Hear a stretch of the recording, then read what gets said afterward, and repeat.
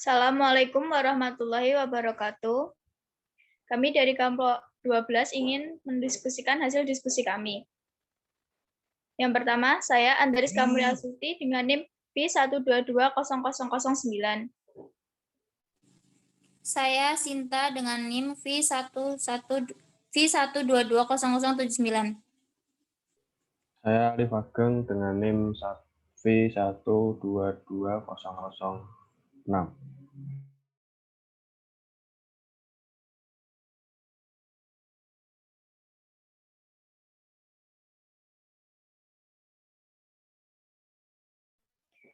Yang pertama, rantai nilai dalam studi kasus ini.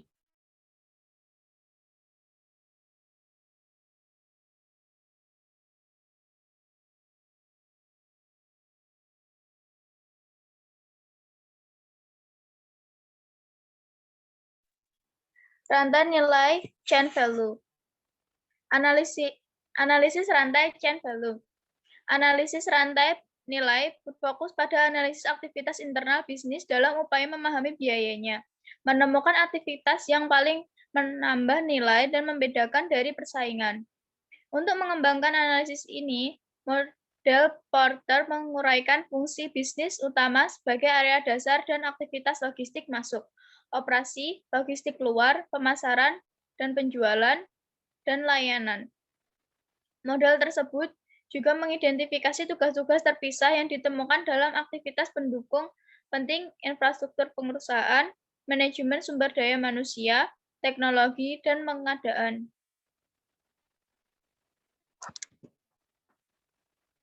Apa penggerak biaya analisis nilai rantai? Keuntungan biaya dihasilkan dari pengurangan biaya yang terkait dengan aktivitas dalam suatu rantai nilai. Setelah rantai nilai ditentukan, penting untuk mengaitkan biaya dengan aktivitas dan kemudian membuat penyesuaian untuk efisiensi. 10 cost driver Porter adalah faktor yang dapat mempengaruhi biaya suatu aktivitas.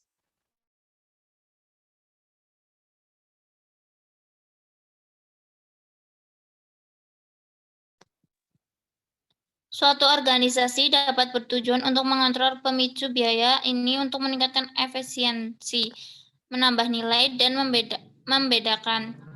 Yang pertama, skala ekonomi, 2 belajar dan spillovers, ketiga pola pemanfaatan kapasitas, keempat keterkaitan, kelima hubungan timbal balik, keenam integrasi, ketujuh pengaturan waktu, ke-8 kebijakan organisasi, ke-9 lokasi, ke-10 faktor kelembagaan.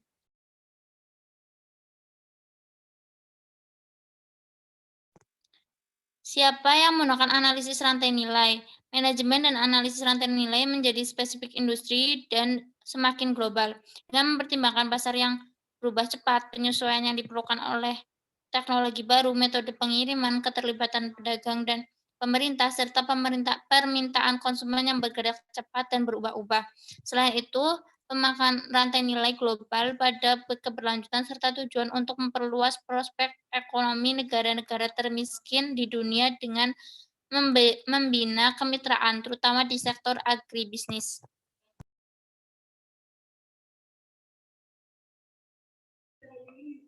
Contoh analisis rantai nilai menurut industri. Untuk saat ini dan dalam waktu dekat, rantai nilai adalah strategi manajemen yang berguna untuk banyak industri yang berbeda. Namun, ketika industri menjadi lebih global, lebih kooperatif, dan lebih sadar secara sosial, mereka mulai memahami rantai nilai secara berbeda berdasarkan kebutuhan spesifik mereka. Perusahaan seperti FedEx melihat masa depan sebagai rantai melingkar yang menghargai pembaruan. Bank Dunia, Konferensi Perserikatan Bangsa-Bangsa tentang Perkembangan Perdagangan, dan Institut Tanaman Internasional untuk Tropis Semi Garing semuanya menggunakan rantai nilai global untuk mendorong kerjasama internasional guna membantu negara-negara termiskin di dunia. Menerapkan dan menggunakan analisis rantai nilai. Strategi umum Porter dinamai demikian karena dapat diterapkan pada produk atau layanan di semua industri. bertindak sebagai titik awal, bukan panduan langkah demi langkah yang mutlak. Namun, model generik Porter mengidentifikasi 3 langkah dalam analisis rantai nilai: evaluasi awal tugas, lokasi area lintas fungsi, dan penemuan area peluang dinamis. Untuk strategi ekstensif dan panduan yang dapat ditindaklanjuti untuk mendukung atau memulai proses manajemen rantai nilai, lihat buku Michael Porter, Competitive Advantage.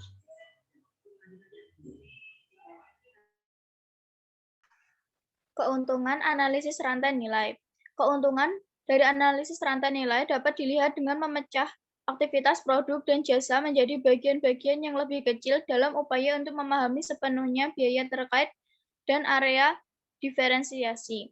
Dengan analisis rantai nilai, Anda dapat dengan mudah mengidentifikasi aktivitas yang dapat dengan cepat mengurangi biaya, mengoptimalkan upaya, menghilangkan pemborosan, dan meningkatkan profitabilitas.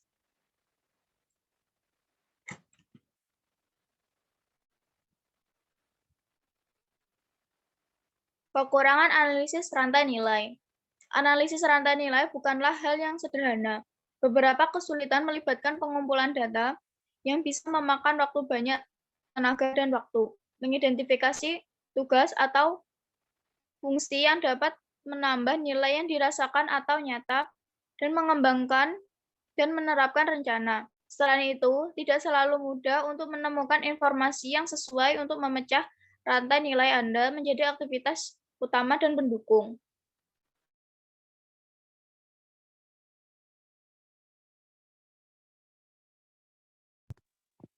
Tips analisis rantai nilai. Berikut beberapa tips untuk mengatasi tentang tersebut. Libatkan tim Anda dan mengidentifikasi dan menganalisis aktivitas. Hasil Anda akan lebih menyeluruh daripada jika Anda mencoba mengidentifikasinya sendiri. Kedua, dapatkan umpan balik pelanggan tentang hasil Anda dari pelanggan yang terpercaya dan terkenal. Ketiga, putuskan apakah Anda mencoba mengurangi biaya atau membedakan. Dampak hari ini pada analisis rantai nilai. Banyak perusahaan mengelola rantai nilai fisik dan virtual. Perbedaan dalam pendekatan diilustrasikan dengan baik dengan membandingkan pengalaman konsumen dalam memanfaatkan layanan bank atau batu bata dan mortir dan perbankan online. Pengalaman layanan pelanggan, kebutuhan infrastruktur dan teknologi, serta personal dan pelatihan adalah beberapa dari banyak faktor yang perlu dipertimbangkan saat menganalisis dan mengadaptasi rantai nilai ini.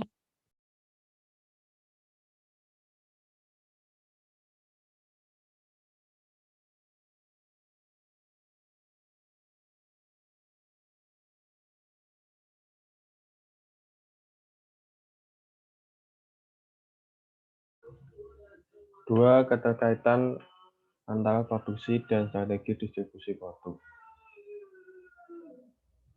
Sejak modernisasi komersialisasi komputer, peluncuran merek baru dan margin atas PC selalu berada pada persaingan ketat dalam meminimalkan biaya. Pada pertengahan tahun 1990-an, pasar bisnis PC menjadi sektor utama.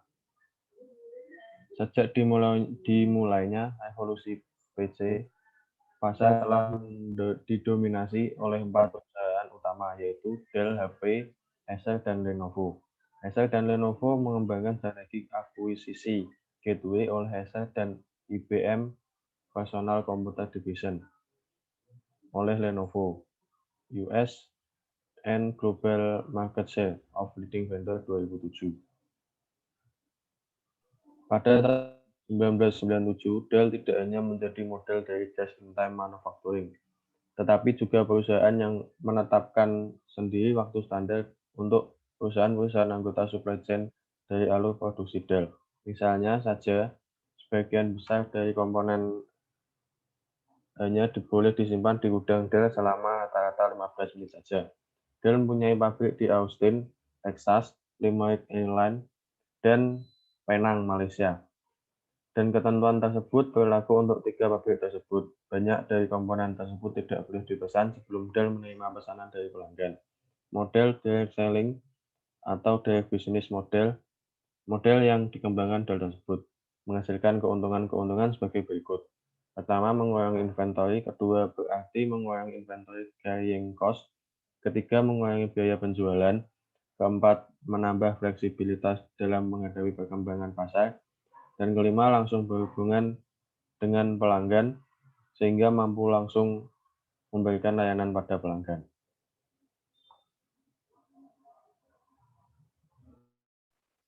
Dengan melakukan penjualan segala langsung kepada konsumen, Dell dapat minimalkan biaya dalam jalur distribusi dari setiap pokoknya. Pada bagian ini akan dijelaskan fungsi dan aktivitas pendukung yang terjadi di procurement, customer order, manufacturing, dan distribution pada Dell komputer. Dell menjual komputer langsung kepada pemakai akhir. Bisa disimpulkan bahwa jika produksi yang dibeli dari Dell tidak memerlukan cara tradisional, PC Supply Chain Management yang mengharuskan supplier, PC Manufacturer, retail store, lalu ke customer. Hal ini akan membuat produk yang dijual akan lebih mahal karena harus melalui beberapa tahap. Di samping itu, ada faktor lain yang dapat menyebabkan metode distribusi yang ada menjadi ketinggalan zaman. Faktor tersebut adalah yang pertama, perubahan-perubahan dalam keinginan pembeli. Kedua, perubahan-perubahan dalam metode transportasi. Ketiga, kemauan para penyalur untuk menangani produk yang lebih banyak macamnya. Keempat, kesediaan perantara untuk menyalurkan produk. Kita juga harus memperhatikan berbagai macam faktor yang sangat berpengaruh dalam pemilihan saluran distribusi. Faktor-faktor tersebut antara lain menyangkut 1. Pertimbangan pasar, 2. Pertimbangan barang, ketiga pertimbangan perusahaan, dan keempat pertimbangan perantara.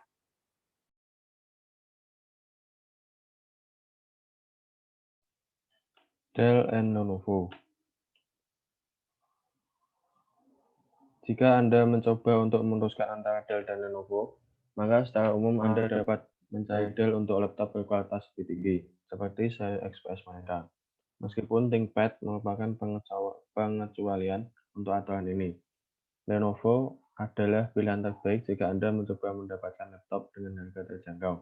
Jadi, Lenovo dan Dell sama-sama membuat laptop hebat, tetapi ada beberapa hal yang harus Anda pertimbangkan. Ini adalah hal-hal yang harus Anda pikirkan untuk menemukan laptop yang tepat untuk Anda cari Lenovo dan Dell. 1. Anggaran. Anggaran Anda akan menjadi faktor besar saat Anda membandingkan kedua merek laptop tersebut. Dell umumnya membuat laptop lebih mahal daripada Lenovo. Namun, setiap merek membuat laptop dengan spesifikasi yang sangat tinggi jika Anda ingin memilih model kelas atas mereka.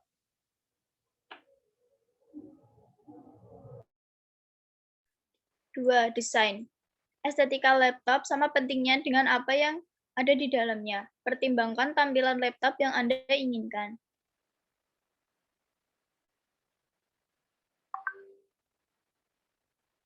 3. Kinerja. Kinerja laptop Anda akan menjadi faktor besar yang mana yang tepat untuk Anda. Laptop Lenovo umumnya tidak berdaya tinggi, tetapi mereka unggul dalam beberapa hal tertentu.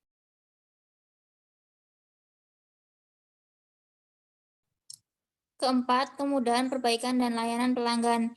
Idealnya, Anda ingin laptop pilihan Anda bertahan cukup lama, namun setelah mengalami masalah, ada baiknya mengetahui bahwa Anda tidak sendirian. Laptop Dell. Dell membuat laptop yang lebih mahal, tetapi kualitasnya pasti tinggi. Laptop ini cocok untuk game kelas atas, pekerja yang menuntut, dan aktivitas yang tidak terlalu berat. Dell membuat laptop hebat yang dapat menangani penggunaan berat tetapi juga Chromebox ringan. Dalam hal kinerja, laptop kelas atas mereka memiliki prosesor dan kartu grafis yang hebat. Hal-hal ini dapat bersaing dengan PC gaming kelas atas jika Anda menginginkannya juga. Selain bermain game, mereka juga bagus untuk mengedit video atau fotografer berkualitas tinggi.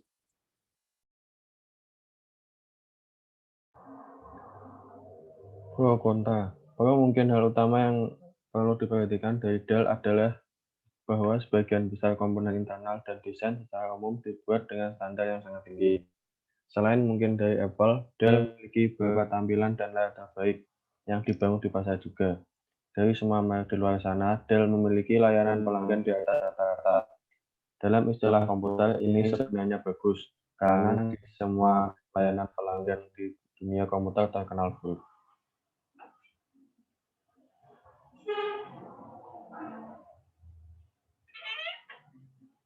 Kontra, beberapa model yang telah dirilis Dell selama bertahun-tahun memiliki masa pakai baterai yang buruk, yang tidak baik jika Anda memerlukan sesuatu yang digunakan saat dalam perjalanan.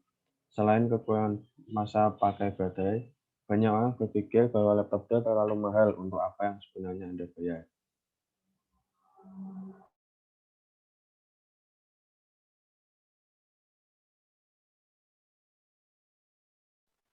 Laptop Lenovo.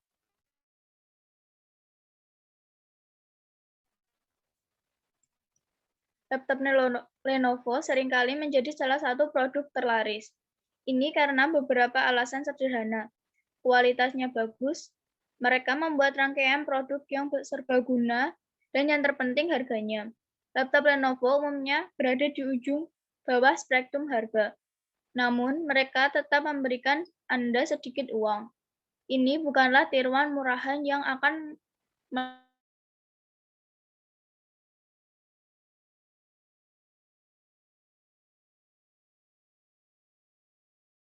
Anda ingin mendapatkan banyak uang, Lenovo mungkin adalah pilihan yang tepat untuk Anda.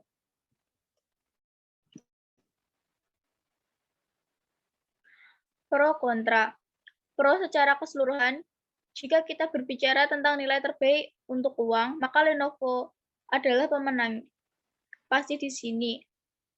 Anda dapat menemukan banyak seri kelas bawah mereka, seperti IDE Pad, tersedia dengan harga yang wajar secara online. Meskipun murah, namun tetap dibuat dengan komponen internal berkualitas tinggi, seperti prosesor Intel dan GPU NVIDIA.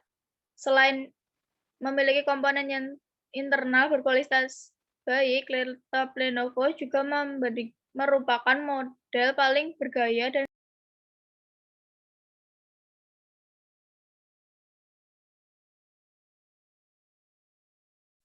Pro kontra. Jika kita melihat seluruh jajaran laptop Lenovo, mereka memiliki lebih banyak model kelas bawah daripada Dell. Jika tidak banyak pilihan jika Anda mencari laptop premium, laptop Lenovo umumnya tidak dibuat untuk bermain game. Dari segi Legion, mereka yang dibuat khususnya untuk bermain game tidak terlalu bagus. Perbandingan MTS dan MTO. Make to stock MTS. Pada strategi MTS, persediaan dibuat dalam bentuk produk akhir yang siap dipakai. Siklus dimulai ketika perusahaan menentukan produk, kemudian menentukan kebutuhan bahan baku dan pembuatannya untuk disimpan. Konsumen akan memesan produk jika harga dan spesifik produk sesuai dengan kebutuhannya. Operasi difokuskan pada kebutuhan pemenuhan tingkat persediaan dan order yang tidak diidentifikasikan pada proses produksi. Sistem produksi mengembangkan tingkat persediaan yang didasarkan pada order yang akan datang, bukan pada order sekarang. Pada strategi ini, resiko persediaan lebih besar, contoh produk makanan, minuman, mainan, dan lain-lain.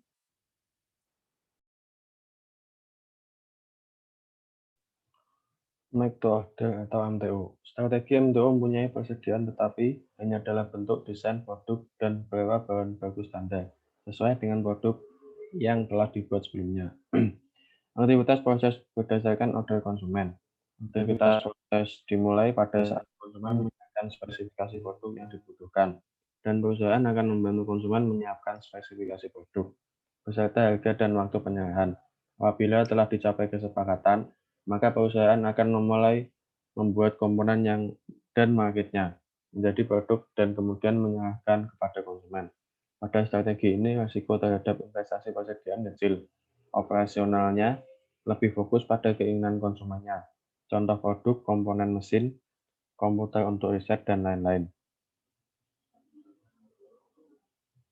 5. Kekurangan dan kelebihan. Kelebihan Lenovo. Pertama, harga relatif bersaing dan terjangkau, serta brand terpercaya. Kedua, memiliki ketahanan dan daya listrik baterainya tangguh. Ketiga, pada seri ThinkPad, tahan air dan banding. Keempat, kualitas sound mantap dan sistem pendinginnya tidak berisik.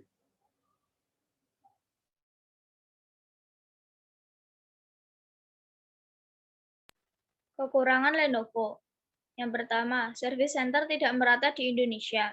Yang kedua, pada beberapa tipe, casing bodinya kurang valid. Sekian dari hasil diskusi dari kelompok 12. Maaf jika ada salah kata. Wassalamualaikum warahmatullahi wabarakatuh.